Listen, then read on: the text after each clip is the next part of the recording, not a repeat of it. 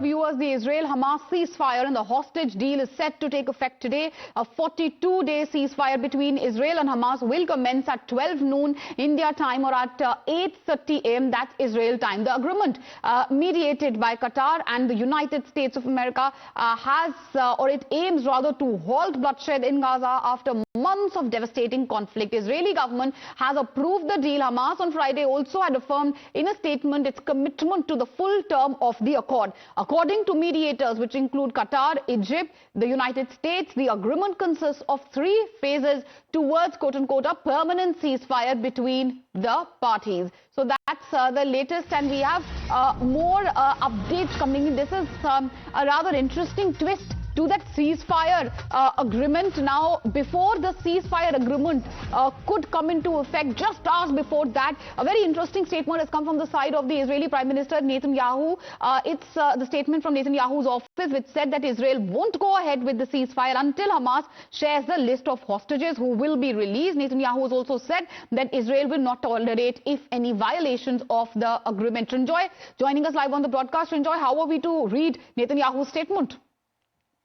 Well, the agreement is very important for Israel, for the people of Gaza, for the people of West Asia, and of course for everyone in the world. Now, the point is, Netanyahu says we want the names of the people, the hostages who are going to be released. Well, as far as the Hamas is concerned, there's really no harm in giving out the names. So if Hamas does it, it will do no harm to anybody. And it also has to be said that Hamas benefits from this agreement, because a lot of people who are prisoners, Palestinians who are prisoners, will also be released. I think the ratio is 30-1.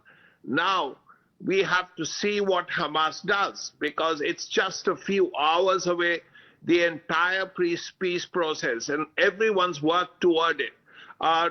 Not just the Israelis and the Hamas, but also the Qataris, as you rightly said, this agreement, the Americans, particularly President Biden. It's his last day before he hands over charge to President Trump. And it's important for everybody that this goes through. We'll have to see what the Hamas have to say, but it's not very big an issue, because it's about 30 names. So if the Hamas does give out the names, it doesn't harm anybody. So let's wait and see. It's just a few hours away, and we'll know very quickly what actually happened.